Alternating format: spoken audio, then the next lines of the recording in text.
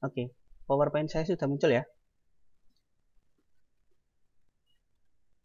Nah, bab yang akan kita pelajari di sini adalah bab tentang laju reaksi. Laju reaksi itu merupakan salah satu cabang dari ilmu kimia yang masuk dalam kategori kinetika kimia atau kinetika reaksi. Jadi yang membahas tentang gerak-gerak partikel ya.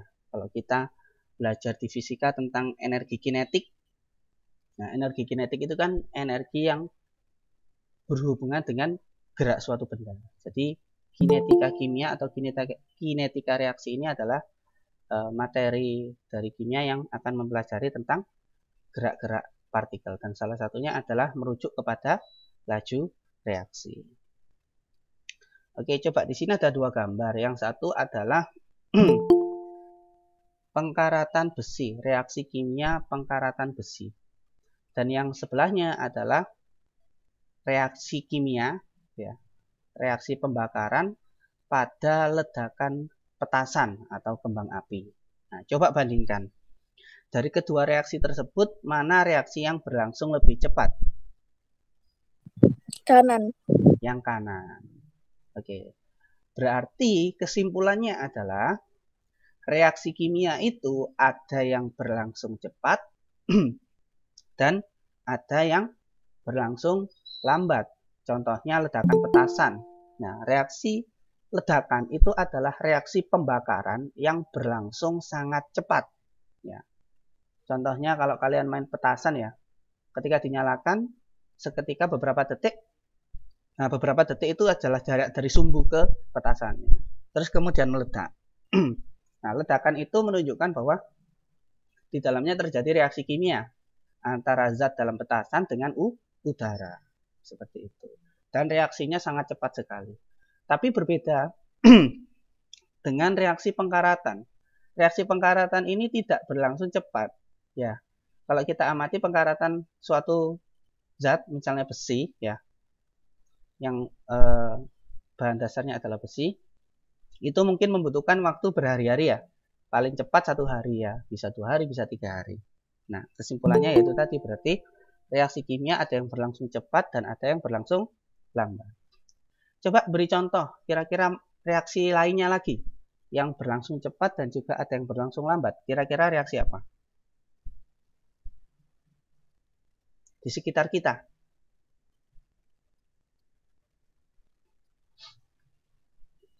Reaksi kimia yang berlangsung cepat dan reaksi kimia yang berlangsung lambat. Contohnya apa?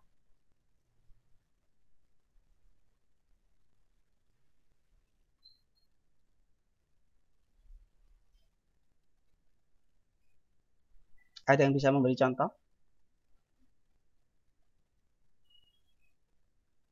Oke, saya bantu sedikit. Contohnya ketika kalian mengamati reaksi pembusukan ya, atau bahasanya seperti reaksi pada nasi yang basi. Nah, nasi yang basi itu kan sebenarnya adalah reaksi yang berlangsung lambat. Ya. Reaksi antara zat glukosa dengan udara menghasilkan zat asam. Nah, itu adalah contoh dari reaksi yang berlangsung lambat, reaksi pembusukan seperti itu. Terus contoh yang lain ada lagi. Ini saya sudah beri contoh satu. Contoh reaksi yang lain. Misalnya reaksi pada pencoklatan buah apel. Kalian pernah mengamati kan ketika kalian menggigit buah apel dan buah apel itu kalian letakkan di tempat terbuka, mungkin hanya beberapa menit permukaan apel yang bekas gigitanmu tadi pasti akan berubah warna menjadi coklat ya. Nah, itu menunjukkan bahwa terjadi reaksi kimia seperti itu. Dan itu termasuk dalam kategori reaksi yang berlangsung lambat. Nah, itu adalah contoh-contoh bahwa reaksi kimia itu ada yang berlangsung cepat dan ada yang berlangsung lambat. Dan itu akan kita bahas di dalam materi laju reaksi. Nah, laju dalam bahasa Inggrisnya adalah rate, ya, dengan simbol R, menunjukkan seberapa cepat atau seberapa lambat suatu proses itu berlangsung. Nah, perlu ditekankan bahwa laju itu berbeda dengan kecepatan. Ya, di dalam fisika pun berbeda, bahwa laju itu adalah besaran skalar, sedangkan kecepatan itu adalah besaran vektor. Nah, perbedaannya adalah dari segi simbolnya sudah berbeda. Kalau kecepatan dalam fisika kita menggunakan simbol V alias velocity. Sedangkan kalau laju itu kita menggunakan simbol R atau rate. Nah, perbedaannya adalah kalau kecepatan kita gunakan identik untuk benda-benda yang bergerak. Misalnya mobil bergerak, kemudian sepeda motor, kemudian bintang jatuh misalnya, atau benda langit jatuh, itu bisa dihitung dengan kecepatan. Tapi contohnya kalau misalnya pertumbuhan penduduk, nah, suatu negara setiap tahunnya pertumbuhan penduduknya sebesar 1 juta, seperti itu misalnya. Nah, kita tidak bisa menggunakan istilah kecepatan pertumbuhan penduduk, tapi kita menggunakan istilah laju pertumbuhan penduduk. Kenapa? Karena laju itu berbeda dengan kecepatan. Kalau kecepatan itu adalah besaran vektor, identik dengan benda-benda bergerak, ya. Tapi kalau laju itu identik dengan jumlah, ya, jumlah. Seberapa cepat atau seberapa suatu proses itu berlangsung. Jadi kalau ada 1 juta penduduk per tahun, artinya adalah laju pertumbuhan penduduk untuk negara tersebut sebesar 1 juta per tahun. Seperti itu. Jadi istilah yang digunakan adalah istilah laju, bukanlah kecepatan. Nah, pada reaksi kimia, misalnya Ma ditambah Nb menjadi Pc plus Qd, ya. Yang M, Np sama Q itu adalah koefisien, ya. Sedangkan A, B, C, D ini adalah zat kimianya atau spesies kimianya. Nah, laju reaksi dalam kimia itu membahas tentang laju berkurangnya jumlah reaksi atau laju bertambahnya jumlah produk tiap satuan waktu. Jadi, kalau ada zat reaktan, ya, karena dia akan bereaksi, sehingga dalam seiring berjalannya waktu, jumlah zat bereaksi akan berkurang. Nah, kemudian dia akan berubah menjadi produk. Dan seiring berjalannya waktu, jumlah produk akan selalu bertambah. Nah, di dalam laju reaksi, kita akan mengukur seberapa cepat berkurangnya suatu zat dan seberapa cepat bertambahnya suatu zat dalam satuan waktu. Satuan waktu bisa detik, menit, atau bahkan hari, bulan, ataupun tahun. Seperti itu. Jadi di sini tidak ada batasan untuk satuan waktunya, bergantung pada peristiwa yang sedang terjadi. Nah, sebelum kita masuk ke dalam laju reaksi sendiri, nah di dalam laju reaksi itu ada bahasan-bahasan subbabnya. Jadi yang dibahas di dalam laju reaksi itu adalah yang pertama adalah bagaimana suatu reaksi itu dapat berlangsung. Ya. Syarat terjadinya reaksi ada 3. Yang pertama adalah suatu molekul dalam suatu wadah itu harus terjadi tumbukan kalau mau terjadi reaksi kimia. Harus terjadi tumbukan. Kemudian yang kedua adalah tumbukannya harus efektif, harus sesuai dengan tempatnya. Dan yang ketiga adalah energi untuk mengaktifkan zat-zat tersebut harus cukup. Harus cukup artinya harus memenuhi nilai minimal energinya. Nah, di sini tumbukan yang memiliki arah tumbuk yang tepat itu disebut sebagai tumbukan efektif dan mempunyai energi yang cukup untuk memutus ikatan-ikatan pada zat-zat yang bereaksi. Jadi zat yang bereaksi itu kan adalah zat yang bertumbukan dengan zat lain, ya. Kemudian ikatan kimianya putus dan membentuk ikatan kimia yang baru dengan unsur yang lainnya. Oke. Syarat tumbukan efektif, orientasinya harus tepat dan energi yang dibutuhkan harus cukup, harus memenuhi energi minimumnya. Nah, energi minimum yang dimaksud adalah energi aktivasi atau energi pengaktifan. Energi aktivasi adalah energi minimum yang harus dimiliki oleh partikel-partikel agar tumbukannya dapat menghasilkan suatu reaksi. Jadi, apabila molekul bertumbukan dengan molekul yang lain, itu belum tentu menghasilkan suatu reaksi kimia. Nah, jika reaksinya tidak pada orientasi yang tepat dan tidak mencukupi energinya, maka reaksi tidak akan berlangsung. Nah, seperti itu. Nah, ini adalah hubungan antara energi pengaktifan dengan energi yang dilepas atau yang diserap. Sebelumnya kita kemarin belajar tentang termokimia yang di dalamnya membahas reaksi endoterm dan reaksi eksoterm. Kalau reaksi endoterm itu reaksi yang delta H-nya bernilai positif. Sedangkan kalau eksoterm delta H-nya bernilai negatif. Nah, bisa dilihat di sini untuk reaksi endoterm, reaksinya energinya lebih kecil daripada hasil reaksi sehingga delta H-nya nanti akan bernilai positif, ya. Nah, untuk energi aktivasi sendiri itu adalah energi minimum yang dibutuhkan oleh suatu molekul untuk mengaktifkan zat-zatnya. Jadi di sini pereaksi, misalnya A, supaya dia bisa menghasilkan suatu produk, maka dia harus melewati lembah setinggi ini.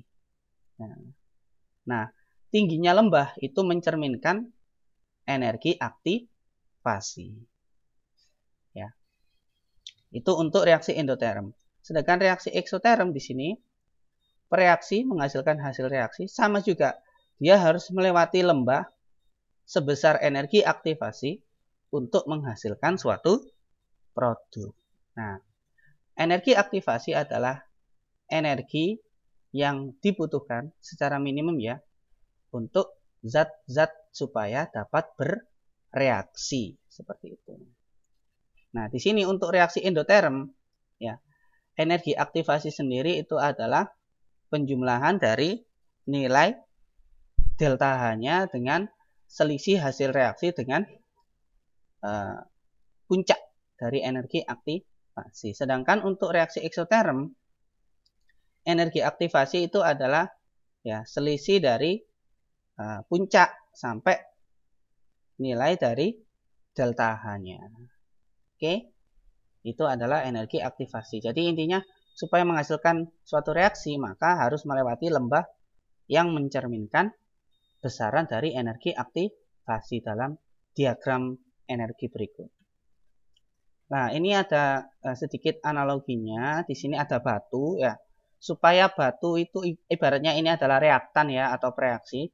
Supaya batu ini dapat terpecah menjadi kepingan atau serpian-serpian batu yang kecil, maka dia harus ibaratnya melewati bukit atau istilahnya melewati tanjakan yang tingginya sekian. Nah, tinggi sekian ini menunjukkan bahwa ini adalah energi aktivasi. Jika batu telah melewati energi aktivasi, maka dia akan menghasilkan suatu produk. Tapi kalau jika dia tidak bisa mencapai energi aktivasi, maka dia akan tetap dalam keadaan semulanya atau keadaan dasarnya. Seperti itu. Nah, jadi ini ada analoginya. Dia mendorong. Kalau mendorong otomatis kan membutuhkan energi ya. Kalau dia sudah mencapai energi minimum, dia akan bisa menghasilkan suatu produk. Itu adalah analogi dari energi aktivasi. Jadi reaksi-reaksi kimia yang ada di sekitar kita itu juga membutuhkan energi aktivasi. Nah, berdasarkan molekularitasnya, energi aktivasi dibagi menjadi reaksi kimia dibagi menjadi 3, ada unimolekuler, bimolekuler, dan termolekuler. Kalau unimolekuler berarti hanya ada satu pereaksi saja. Kalau bimolekuler ada 2 pereaksi, misalnya AB atau A dengan A. Kalau termolekuler ini lebih dari 2, bisa 3, bisa 4 ya. Contohnya ada A ditambah B, atau ketiga-tiganya adalah A, atau A ditambah B ditambah dengan C. Itu adalah molekularitas dari suatu reaksi kimia. Nah, coba perhatikan gambar berikut. Ada reaksi A2 ditambah B2 menghasilkan 2AB. Dalam persamaan reaksi, laju reaksi, kita menggunakan sama dengan karena menunjukkan overall reaction atau reaksi keseluruhan. Coba perhatikan di sini. Pada proses A, antara A2 dengan B2 terjadi tumbukan. Nah, ini. B2 dari kanan, A2 dari kiri, kemudian terjadi tumbukan. Ternyata tumbukannya itu bukanlah menunjukkan orientasi yang tepat. Sehingga A2 sama B2 setelah tumbukan, dia akan terjadi lenting ya, mendal seperti itu, mental dia. Kenapa? Karena di sini orientasinya tidak tepat. Orientasinya tepat ketika pada proses B. Nah, coba perhatikan perbedaannya, tumbukannya. Di sini A2 bertumbukan dengan B2, tapi orientasinya adalah sisi A ujung bertemu dengan sisi B ujung. Alhasil yang kanan dan yang kiri, A dan B yang kiri ini tidak terjadi tumbukan. Tumbukannya hanya terjadi antara A dengan B yang di samping ini. Ya. Oke. Alhasil yang kanan sama yang kiri ini, yang paling kanan dan yang paling kiri ini tidak terjadi tumbukan. Dan itu bukanlah tumbukan yang tepat atau orientasi yang tidak tepat. Orientasi yang tepat adalah yang di sini. Nah, antara A dan B terjadi tumbukan. Yang ini juga antara A dan B terjadi tumbukan. Ini adalah orientasi yang lebih tepat. Ya. Sehingga terbentuklah zat baru yakni AB dan AB. Di sini menjadi 2AB. Kalau yang ini dia tidak tepat sehingga terjadi lenting atau mental seperti itu. Nah, dia akan terus bertumbukan lagi sampai membentuk tumbukan yang efektif atau tumbukan yang orientasinya tepat. Nah, ini coba perhatikan. Kalau kita amati awalnya tadi, ya ada satu molekul yang terdiri dari 2 atom yang berwarna hijau dan ada 2 atom yang berwarna biru. Ketika terjadi tumbukan, ternyata menghasilkan zat atau molekul baru dengan susunan 2 hijau dan 1 biru. Kita ulangi kembali. Nah, mereka bertumbukan kemudian menghasilkan zat baru dengan komposisi 2 hijau dan 1 biru. Yang awalnya 2 hijau dengan 2 biru bertumbukan membentuk 2 hijau 1 biru. Ini tidak lain dan tidak bukan adalah reaksi antara gas hidrogen dengan gas oksigen. H2 ditambah O2 menjadi H2O. Nah, apabila suatu molekul bertumbukan dan orientasinya tepat, akan menghasilkan suatu reaksi kimia.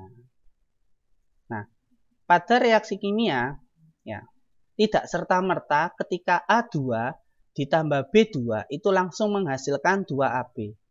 Harus melalui suatu tahapan reaksi atau yang disebut sebagai mekanisme reaksi. Contohnya di sini reaksi antara A2 dengan B2 menghasilkan 2AB. Pada tahap pertama, A2 bereaksi dengan B2 menghasilkan 2 atom A dan 2 atom B. Ternyata reaksi tersebut berlangsung cepat. Kemudian pada tahap kedua, 2A yang tadi dihasilkan sama 2B, kemudian bertumbukan juga terjadi reaksi. Menghasilkan 2AB. Ini salah ya. Nah, oke, menghasilkan 2AB. Reaksi pada tahap kedua itu berlangsung lambat. Nah, dalam laju reaksi, kita membahas tentang cepat lambatnya suatu reaksi berlangsung, itu bergantung pada tahapan reaksi yang berlangsung lambat. Jadi, reaksi antara A2 dengan B2 yang saya ilustrasikan di sini, laju reaksinya bergantung pada tahap kedua, di mana bergantung pada konsentrasi zat A dan konsentrasi zat B. Nah, seperti itu. Laju reaksi di atas bergantung pada reaksi tahap kedua karena reaksi tahap kedua itu berlangsung lambat. Jadi reaksi yang berlangsung cepat itu tidak perlu diperhitungkan untuk reaksinya. Kita hanya memperhitungkan reaksi yang berlangsung lambat. Oke, sampai di sini dulu ada yang ditanyakan?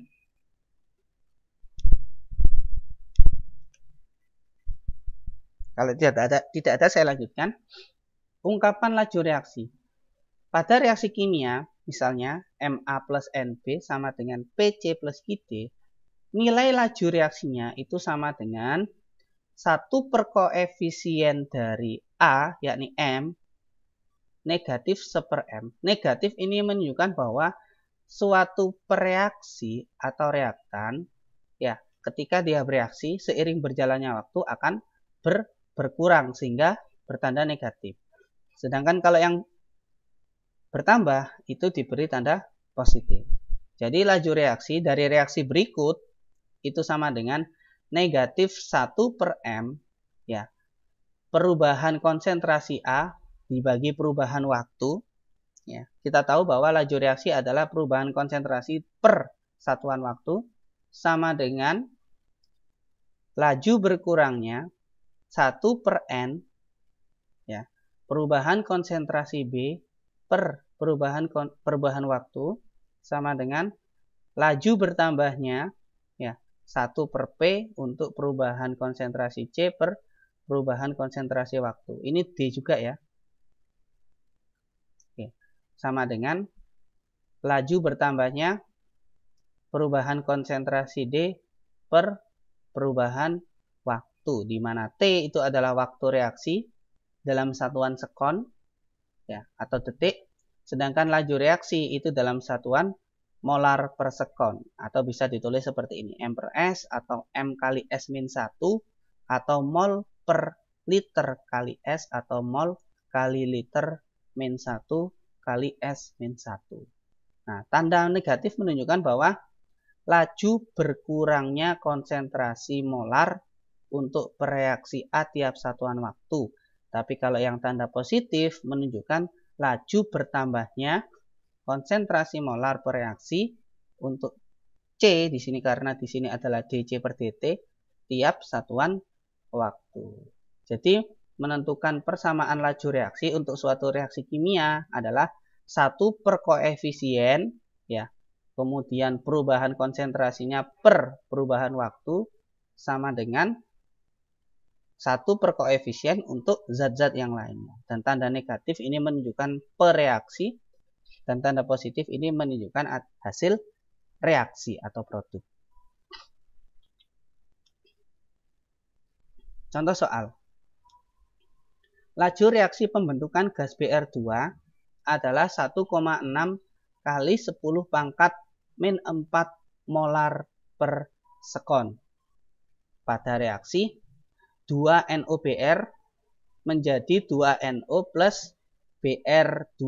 Ingat ya, persamaan reaksinya harus setara karena ini sudah setara.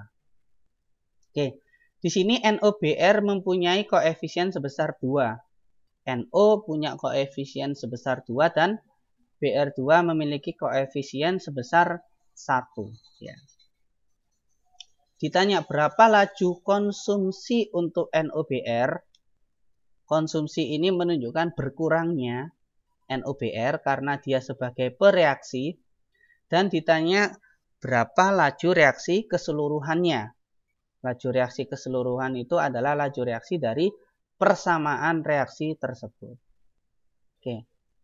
Penyelesaiannya adalah, nah, laju reaksi keseluruhan atau R sama dengan negatif 1/2 perubahan konsentrasi NOBr per perubahan waktu sama dengan plus 1/2 perubahan konsentrasi NO per perubahan waktu sama dengan plus 1/1 perubahan konsentrasi Br2 per perubahan waktu. Di sini diperhatikan ya, koefisiennya NOBr-nya 2, makanya di sini ada 1/2.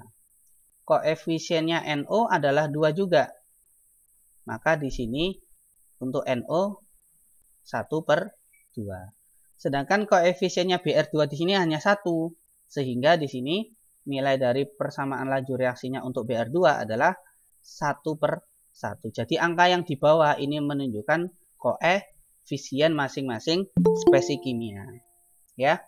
Sedangkan untuk tanda negatif ini menunjukkan dia sebagai pereaksi. Karena dia bereaksi, otomatis seiring berjalannya waktu akan selalu berkurang untuk nilainya. Sedangkan untuk yang bertanda positif ini menunjukkan hasil reaksi yang seiring berjalannya waktu akan selalu bertambah. Oke, ditanya laju konsumsi NOBR, berarti ini yang ditanyakan. Punyanya NOBR. Nah, kita bandingkan dengan laju yang dimiliki oleh BR2. Kenapa kita bandingkan dengan laju yang dimiliki oleh BR2? Karena pada slide sebelumnya kita sudah diketahui bahwa laju pembentukan gas BR2 nilainya 1,6 kali 10 pangkat min 4 molar per second. Jadi ini adalah data yang digunakan sebagai perbandingan untuk menentukan laju zat-zat yang lainnya. Nah, di sini kita bandingkan antara NOBR dengan BR2. 1/2 perubahan NOBR per perubahan waktu sama dengan 1/1 perubahan konsentrasi BR2 per perubahan waktu. Sehingga jika angka dari NOBR ini kita pindah ke kanan, ya kita kalikan 2 dikali 1 sama dengan 2. Sehingga perubahan konsentrasi NOBR per perubahan waktu alias laju reaksi terhadap NOBR itu sama dengan 2/1 laju dari BR2. Sehingga tinggal dimasukkan datanya, ya, laju NOBR atau laju konsumsi NOBR itu sama dengan 2/1 atau 2 kali laju pembentukan BR2 yakni 1,6 kali 10 pangkat min 4 molar per second. Jadi 2 kali 1,6 sama dengan 3,2 kali 10 pangkat min 4 molar per second. Jadi laju konsumsi untuk NOBR sebesar 3,2 kali 10 pangkat min 4 molar per second. Seperti itu. Ada yang ditanyakan sampai di sini? Ada yang ditanyakan? Sekarang kalau saya tambahkan soalnya, yang di sini ya, coba hitung laju pembentukan NO. Bagaimana caranya? Laju untuk pembentukan NO. Oke. Bagaimana kalau laju pembentukan NO?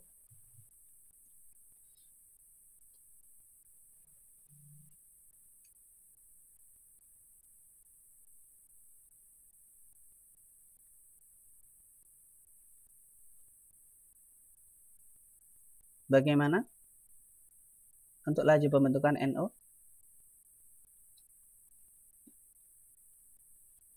Oke. Laju pembentukan NO kita bisa bandingkan dengan lajunya BR2 ataupun dengan lajunya NOBR, ya. Jadi setengah lajunya NO, ya, dNO per dt sama dengan, oke, mau kita bandingkan dengan lajunya siapa? BR2 atau NOBR? NOBR. Dengan NOBR, oke, dengan NOBR. Kita lihat NOBR setengah D NOBR, oke, per dt. Nah, oke. Kalau kita kalikan silang, ya, angka 2-nya yang di bawah ini, setengahnya, kita kalikan ke kanan, otomatis dNO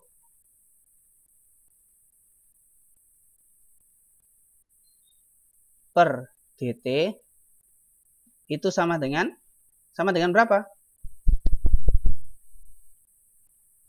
Ini kita kalikan ke sini. Berarti sama dengan 2/2 dari laju NOBR.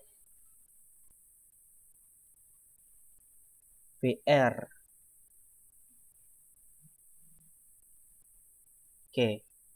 Karena ini 2/2 alias 1, maka ini bisa kita coret atau kita hilangkan. Artinya adalah laju pembentukan NO sama dengan laju berkurangnya NOBR, sehingga laju pembentukan dari NO itu sama dengan 3,2 kali 10 pangkat min 4 molar per sekon.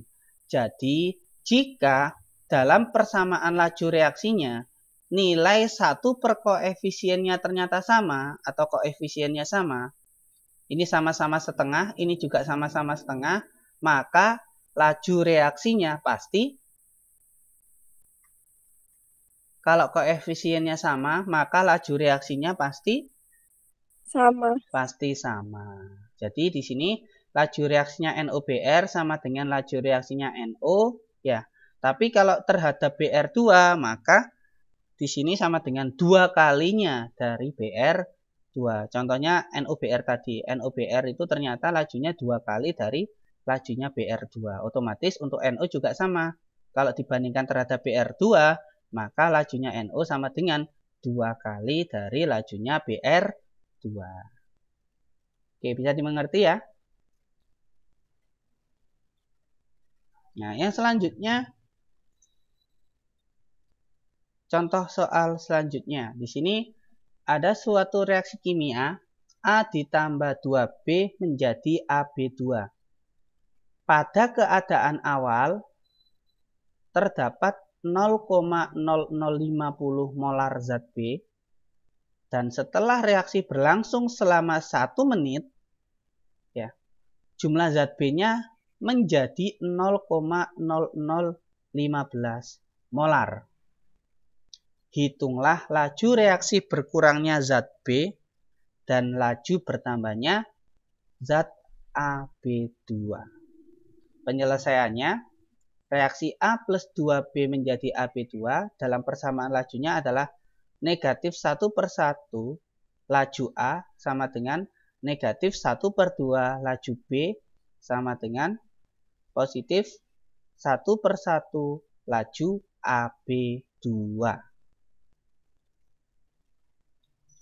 Nah, kita menghitung laju berkurangnya B. Nah, karena di sini ya diketahui bahwa pada keadaan awal zat B-nya 0,0050 molar dan keadaan akhirnya 0,0015 molar, dan selama 0,0050 berubah menjadi 0,0015 molar ini, waktu yang diperlukan sebesar 60 detik atau 1 menit, sehingga laju berkurangnya B sama dengan perubahan konsentrasi B per perubahan waktu. Konsentrasi B1 itu adalah konsentrasi dari awal, ya, dikurangi dengan konsentrasi, kebalik ini harusnya ya, sorry. Ini adalah konsentrasi akhir dikurangi konsentrasi awal, yang ini adalah waktu akhir dikurangi dengan waktu awal, seperti itu.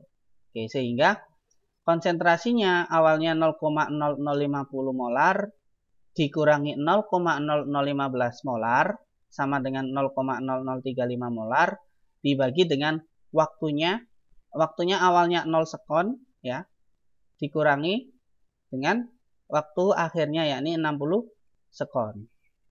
Nah, jadi dari 0 ke 60, sehingga delta T-nya atau perubahan waktunya sama dengan 60 sekon. Sehingga laju berkurangnya B sama dengan 0,0035 molar per 60 sekon. Sama dengan 5,83 kali 10 pangkat min 5 molar per sekon. Jadi untuk menentukan laju berkurangnya suatu zat, jika diketahui konsentrasi awal dan konsentrasi akhir, tinggal dikurangi konsentrasinya dan tinggal dilihat perubahan waktunya berapa, kemudian konsentrasi dibagi dengan waktu menghasilkan laju reaksinya. Kemudian kita hitung laju bertambahnya AB2. Nah, kalau dilihat dalam persamaan lajunya, AB2 kita bandingkan dengan lajunya B. Coba perhatikan. Oke. Laju AB2 itu sama dengan setengah dari lajunya B. Sehingga laju dari AB2 itu sama dengan setengah dari lajunya B sama dengan setengah kali 5,8310 pangkat min 5 molar per sekon sama dengan 2,91 kali 10 pangkat min 5 molar per sekon. Jadi untuk menentukan laju berdasarkan perbandingan, cukup kita melihat dari segi koefisiennya saja. Kalau perbandingan koefisiennya sama, maka lajunya sama. Tapi kalau perbandingan koefisiennya berbeda, misalnya perbandingannya adalah 2 kali lipat, maka laju reaksinya juga sama dengan 2 kali lipatnya. Kalau dalam menentukan laju reaksi, ternyata diketahui perubahan konsentrasi, kita gunakan cara seperti ini tadi. Perubahan konsentrasi, kemudian dibagi dengan perubahan waktu. Ya. Oke. Sampai di sini ada yang ditanyakan?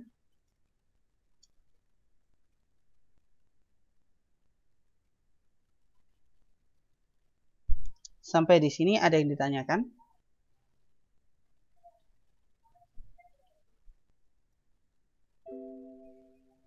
Tidak, Pak. Tidak ada yang ditanyakan. Oke. Untuk latihannya kita coba buka LKS ya. Bapak punya LKS kan ya? Punya. Punya. Oke. Sebentar.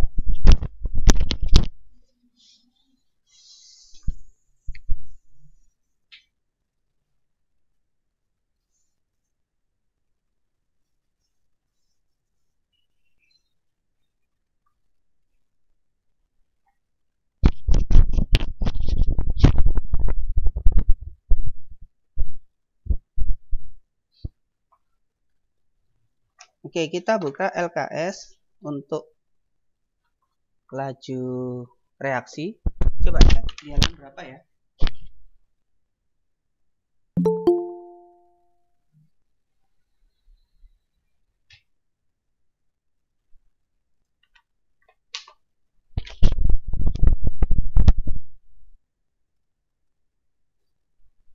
Ada di halaman berapa laju reaksi?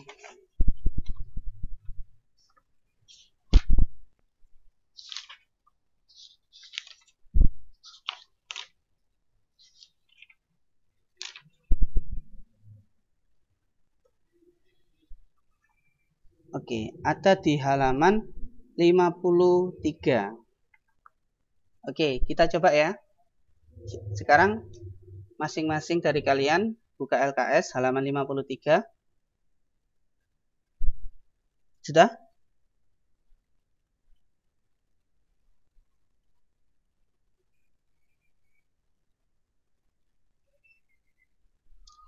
Sudah dibuka belum?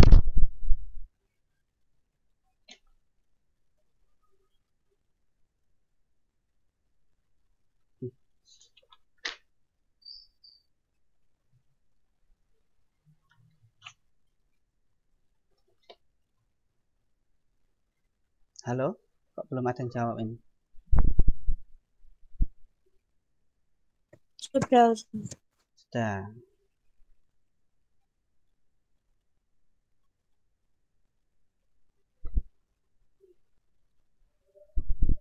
Oke, halaman 53 ya. Soal nomor 1. Pernyataan yang benar tentang laju reaksi adalah A. Berubahnya jumlah zat per reaksi, atau B. Berubahnya jumlah zat hasil reaksi, C. Bertambahnya reaktan tiap satuan waktu, atau D. Berkurangnya hasil tiap satuan waktu, atau E. Berkurangnya reaktan dan bertambahnya hasil setiap satuan waktu. Mana pernyataan yang benar tentang laju reaksi? E. Yang E, yakni berkurangnya reaktan atau bertambahnya produk atau hasil tiap satuan waktu.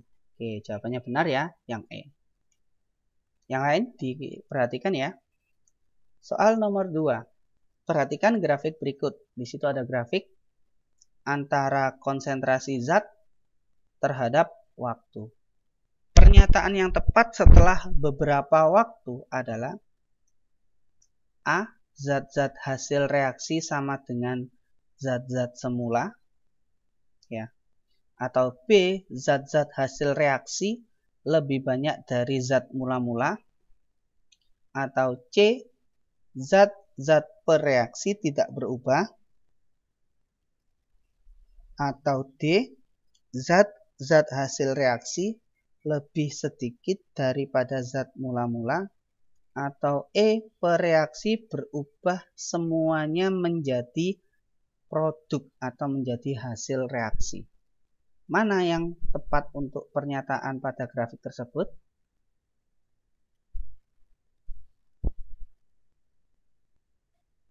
Kalau kita perhatikan grafiknya, ya, pereaksinya awalnya konsentrasinya besar, kemudian setelah bereaksi dia konsentrasinya turun. Yang hasil reaksi yang awalnya konsentrasinya 0, kemudian seiring berjalannya waktu, konsentrasinya semakin bertambah. Berarti mana yang tepat atau pernyataan mana yang tepat sesuai dengan grafik tersebut?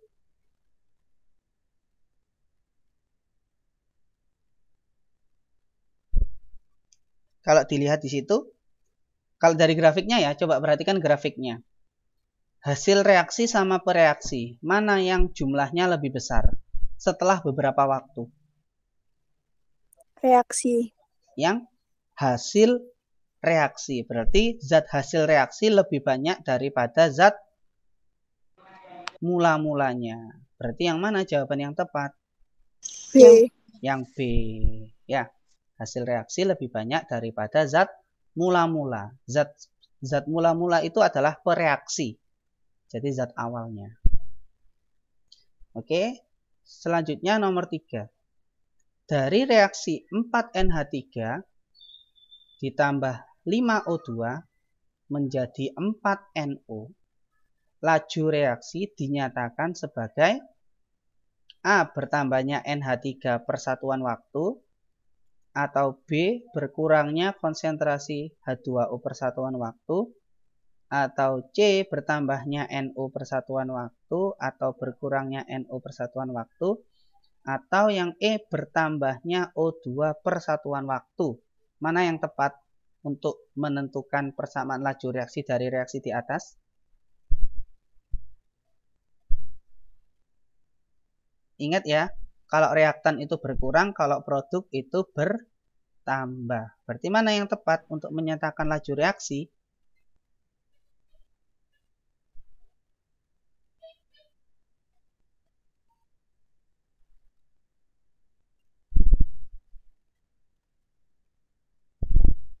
Oke, saya tanya dulu. Dari reaksi tersebut, siapa yang bertindak sebagai pereaksi atau reaktan? Siapa yang bertindak sebagai pereaksi?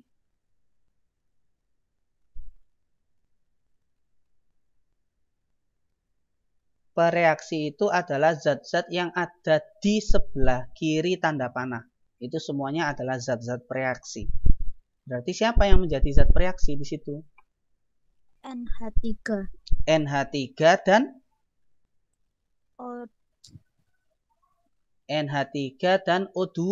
Dia adalah pereaksi. Terus NO sama H2O berarti sebagai Hasil reaksi. Hasil reaksi. Maka kalau di dalam persamaan laju reaksi, ya, maka NH3 itu berkurang atau bertambah? Berkurang. Berkurang. Kalau O2 berkurang atau bertambah?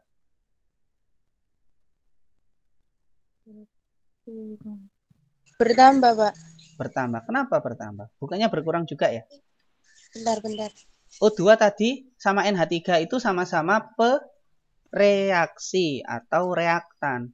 Kalau dalam laju reaksi, ya, pereaksi itu selalu berkurang dalam pernyataannya. Laju reaksi adalah berkurangnya zat reaktan atau bertambahnya zat produk tiap satuan waktu. Berarti reaktannya berkurang, produknya bertambah. Di situ reaktannya adalah NH3 sama O2. Berarti dalam laju reaksinya nanti NH3-nya harus berkurang, O2-nya juga harus berkurang. Sedangkan NO sama H2O itu adalah zat hasil reaksi. Jadi dalam laju reaksinya dinyatakan NO-nya bertambah dan H2O-nya juga bertambah. Berarti nomor 3 yang menyatakan laju reaksi yang benar yang mana? C. Yang C, bertambahnya konsentrasi NO per satuan waktu. Benar. Jadi di situ karena NO adalah hasil atau produk, maka laju reaksinya dinyatakan sebagai bertambahnya NO per satuan waktu, atau bisa bertambahnya H2O per satuan waktu, atau bisa berkurangnya NH3 per satuan waktu, atau berkurangnya O2 per satuan waktu. Dari keempat pernyataan tersebut, yang sesuai dengan laju reaksi adalah bertambahnya NO per satuan waktu. Karena di pilihan gandanya A sampai E, yang sesuai dengan reaksi di atas tersebut, laju reaksinya adalah yang C, bertambahnya NO per satuan waktu. Kamu mencari berkurangnya NH3 kan nggak ada ya. NH3-nya malah bertambah. Terus O2-nya juga harusnya berkurang. Tapi di situ pilihannya bertambah. Terus H2O-nya harus bertambah. Tapi di situ pilihannya berkurang. Dan yang sesuai adalah yang NO. Karena NO-nya bertambah. Sesuai dengan persamaan laju reaksi. Oke. Kalau dituliskan persamaan laju reaksinya bagaimana? Seperti yang saya lihatkan tadi bahwa persamaan laju reaksi atau R sama dengan 1 per koefisien, ya, 1 per koefisien dikali perubahan konsentrasi per perubahan waktu. Jadi kalau ditulis untuk soal nomor 3, persamaan laju reaksinya sama dengan negatif 1 per 4 perubahan NH3 per perubahan waktu sama dengan negatif 1 per 5 perubahan konsentrasi O2 per perubahan waktu sama dengan positif 1 per 4 ya, perubahan konsentrasi NO per perubahan waktu sama dengan positif 1 per 6 perubahan konsentrasi H2O per perubahan waktu. Itu kalau dituliskan dalam persamaan laju reaksi. Oke, kita buka soal nomor 4. Diketahui reaksi PQ menjadi R dan S. Pernyataan yang benar untuk menunjukkan laju reaksi tersebut adalah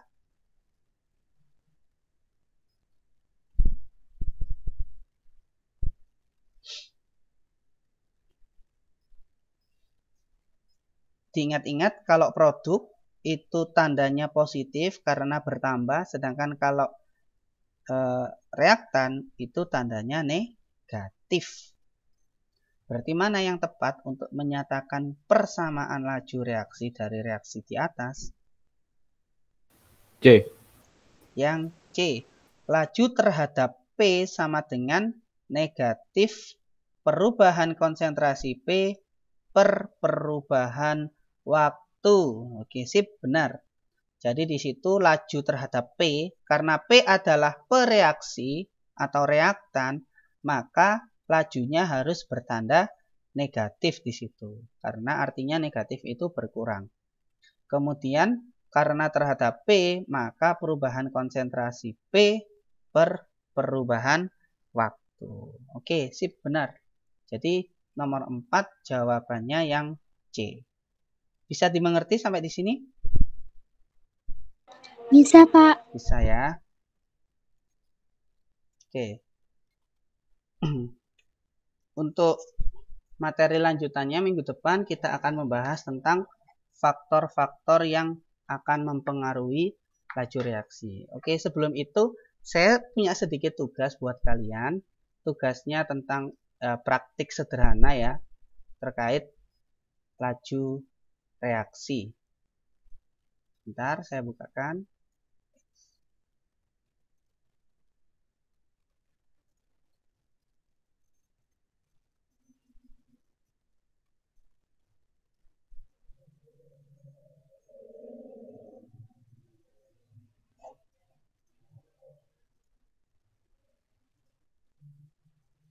Oke, kelihatan ya? Kelihatan, Pak. Oke, nanti akan saya kirimin tugas filenya. Jadi di sini nanti kalian akan melakukan suatu percobaan tentang salah satu faktor yang mempengaruhi laju reaksi. Oke, tujuannya adalah menyelidiki faktor-faktor yang mempengaruhi laju reaksi melalui sebuah percobaan yang sederhana. Jadi dalam laju reaksi punya 4 faktor, yakni konsentrasi, suhu, luas permukaan, dan katalis. Nah, nanti kalian akan melakukan praktik sederhana atau percobaan sederhana pada faktor suhu. Jadi faktor suhu aja. Oke. Untuk tugasnya ini adalah tugas individu ya, bukan kelompok. Jadi kalian lakukan sendiri di rumah masing-masing. Karena bahan dan alat yang dibutuhkan bukan alat dan bahan yang sulit didapat ya. Alat-alat sama bahannya ada di sekitar kita semuanya. Oke, langsung saja di sini alat-alat yang dibutuhkan ada apa saja? Yang pertama ada gelas air mineral ya. Gelas air mineral itu misalnya kayak gelas air klub atau air aqua itu loh ya. Usahakan sama atau kamu bisa pakai gelas apa itu? Gelas kaca juga boleh. Usahakan yang bening ya, yang tembus pandang, yang bening. Dengan ukuran yang sama, sebanyak 3 buah, karena nanti kita menggunakan 3 variabel, ya, menggunakan satu variabel pada 3 kali percobaan. Terus alat selanjutnya adalah stopwatch. Ini sudah ada di HP, jadi kalian bisa menggunakan stopwatch pada HP.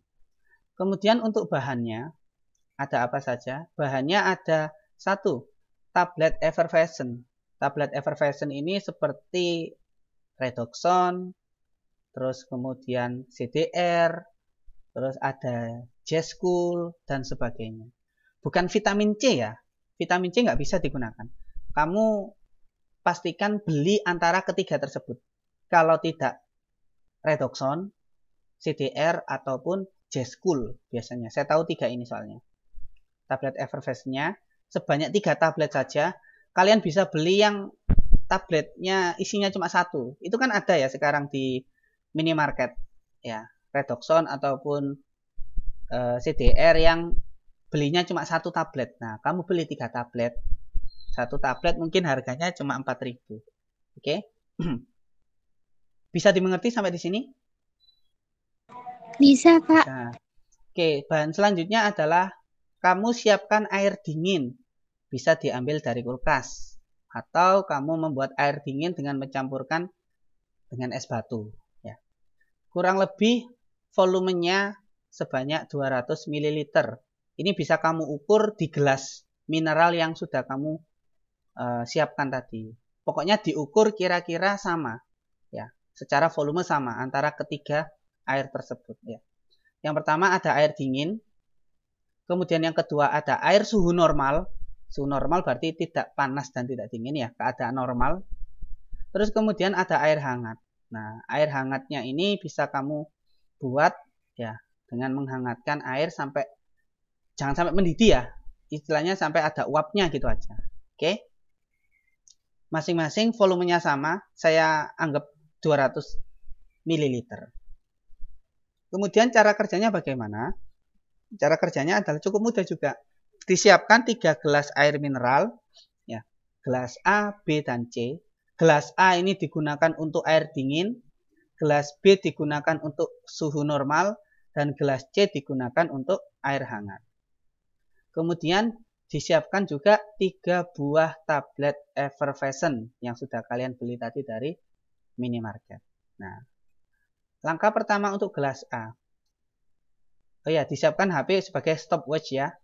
Di dalam HP kan ada stopwatchnya. Nanti kita melihat dari segi waktu reaksinya. Seberapa banyak waktu yang dibutuhkan untuk zat tablet effervescent itu tadi bereaksi sampai habis. Oke. Gelas A diisi dengan air dingin, gelas B diisi dengan air suhu normal, dan gelas C diisi dengan air hangat. Oke, jadi disiapkan ada 3 gelas, ya. Kemudian masing-masing diisi. Untuk gelas A ada air dingin, gelas B adalah air suhu normal, dan gelas C adalah air hangat. Kemudian dimasukkan 1 tablet effervescent ke dalam gelas A yang berisi air dingin, ya. Ketika dimasukkan 1 tablet effervescent sudah menyentuh dengan air, segera diaktifkan untuk stopwatch-nya. Ya. Otomatis apa yang terjadi? Kalian pasti sudah tahu kan, effervescent itu kalau dicampur dengan air apa yang terjadi? Kayak redoxon atau CDR kalau dimasukkan ke dalam air apa yang terjadi? Belum ada yang pernah? Belum, Pak. Oh, belum ada. Oke. Oh ya, satu catatan lagi ya. Air yang digunakan air mateng ya maksudnya ya. Air mateng, air yang diminum, air mineral, air diminum. Supaya apa? Supaya nanti bisa kalian minum untuk hasilnya. Sayang kalau dibuang ya. Soalnya tablet effervescent itu agak mahal dan juga punya vitamin C yang sangat tinggi. Jadi jangan gunakan air mentah, gunakan air matang. Jadi air dinginnya dari kulkas ini air minum. Air suhu normal ini juga air minum, air hangatnya ini juga nanti air minum. Oke? Nah, segera diaktifkan stopwatch-nya, kemudian amati perubahan atau reaksi yang terjadi, dan ini. Setelah diamati apa reaksi yang terjadi, stopwatch-nya tepat dihentikan saat tablet effervescent habis bereaksi. Jadi nanti setelah dimasukkan ke dalam air, dalam gelas yang berisi air, tablet effervescent akan bereaksi. Kemudian saat tablet effervescent-nya sudah habis bereaksi, stopwatch-nya dihentikan atau di stop. Ya, bisa digambarkan sampai sekarang? Bisa diangan-angan ya? Setelah habis bereaksi, ya, stopwatch-nya dihentikan atau di stop. Kemudian kamu catat waktu yang tampil di stopwatch berapa detik. Ya. Nanti berapa detik, misalnya 20 detik atau 30 detik atau 60 detik dicatat ya. Nah, waktu tampil ini untuk gelas A. Ya. Untuk gelas A atau gelas yang pertama. Kemudian setelah gelas A selesai, maka kamu ulangi kegiatan tersebut untuk gelas B dan juga untuk gelas C. Jadi setelah gelas A selesai, gelas B disiapkan yang berisi air normal, air suhu normal. Kemudian dimasukkan 1 tablet effervescent ke dalam gelas B, terus diaktifkan stopwatch-nya, diamati perubahan yang terjadi. Kemudian setelah tablet effervescent-nya habis, stopwatch-nya langsung dihentikan. Terus dicatat waktu yang tampil di stopwatch untuk gelas B. Setelah gelas B selesai, kita gelas C. Gelas C diisi dengan air hangat, kemudian dimasukkan 1 tablet effervescent, segera diaktifkan stopwatch-nya, diamati perubahan dan reaksi yang terjadi. Kemudian saat tablet effervescent-nya habis, stopwatch-nya langsung dihentikan. Kemudian dicatat waktu yang tampil pada stopwatch. Jadi nanti kalian punya 3 data. Ya, 3 data di mana data yang pertama adalah waktu untuk gelas A, data yang kedua untuk waktu gelas B, dan data yang ketiga adalah waktu untuk gelas C dari reaksi tablet effervescent. Nah, setelah kalian mendapatkan data tersebut, kalian tuliskan pada kolom yang telah disediakan pada kegiatan memproses data. Untuk gelas A, suhu airnya dingin, kurang lebih sekitar 4 derajat Celcius. Gelembung gasnya, nanti itu ada gelembung gas ya, coba diperhatikan. Gelembung gasnya ada atau tidak, kamu bisa tulis di sini. Kemudian waktu dalam sekon, dalam detik, ya, yang sudah kalian gunakan melalui stopwatch. Jadi stopwatchnya tadi menunjukkan berapa detik, kalian tuliskan di kolom yang sudah disediakan. Terus kemudian laju reaksinya, karena laju reaksi itu berbanding terbalik terhadap waktu, maka laju reaksi di sini sama dengan 1 per T. Jadi 1 dibagi dengan waktunya, nilainya berapa, kamu tuliskan di dalam kolom yang disediakan. Dan lanjutkan untuk gelas B, dan juga lanjutkan untuk gelas C. Kemudian, setelah melakukan percobaan dan mengisi data, kalian menganalisis data dari percobaan tersebut dengan menjawab beberapa pertanyaan berikut. Ini bukan teman kelompok ya, karena individu. Saya hapus. Pertanyaan pertama, apa yang menjadi bukti bahwa percobaan ini merupakan suatu perubahan kimia? Kalian bisa searching di internet atau melihat di buku ya. Apa yang menjadi bukti bahwa percobaan ini adalah suatu perubahan kimia? Yang kedua, urutkan besarnya laju reaksi dari yang paling cepat. Ya, dari gelas A, B, C mana yang paling cepat, kamu urutkan laju reaksinya. Kemudian yang ketiga, berikan kesimpulan berupa deskripsi hubungan antara laju reaksi dengan suhu berdasarkan reaksi tersebut. Caranya memberi kesimpulan adalah semakin besar suhu, maka laju reaksinya semakin titik-titik-titik seperti itu. Ya, gunakan kesimpulan dengan kalimat deskripsi seperti itu. Semakin besar suhu, maka laju reaksinya semakin titik-titik-titik. Itu nanti kalian isi sendiri. Yang keempat, dokumentasikan percobaan yang dilakukan, boleh video ataupun gambar. Karena di situ ada 3 gelas, maka usahakan ada 3 gambar ya. Gelas A, gelas B, dan gelas C. Sebelum dan sesudah. Sebelum, saat, dan sesudah. Sebelum dilakukan reaksi, saat dilakukan reaksi, dan setelah reaksi. Kemudian yang kelima, buatlah sebuah grafik antara waktu terhadap suhu. Jadi, buat grafik untuk sumbu X-nya adalah suhu. Di sini saya gunakan ada 3, dingin, normal, sama hangat.